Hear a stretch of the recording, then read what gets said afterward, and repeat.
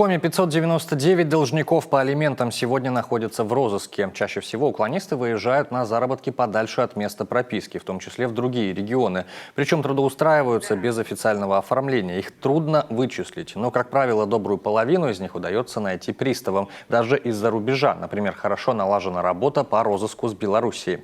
Проблема задолженности родителей перед детьми стоит достаточно остро. Суммы в некоторых случаях доходят до 300 тысяч рублей и выше.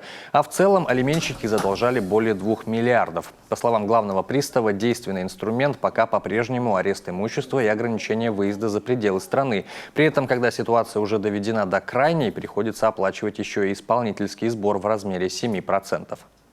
Во-вторых, с него отбирают объяснения. Вот. Он еще и предоставляет массу сведений о том, где он работает, какой доход получает, где проживает, какие телефоны, какие контакты. Вот. Поэтому неприятная процедура на самом-то деле. Вот. Потом одновременно с этим уже решает вопрос с туроператором, решает вопрос с билетами. Вот. То есть у него фактически сутки двое, это просто он в аду находится. А если рядышком еще летят какие-то друзья-товарищи, может быть, или любимая женщина, или новая семья, вот это автоматом, скажем так, масса негатива со стороны, поэтому тут конечно, по крайней мере, прибывают они к нам в жутком состоянии.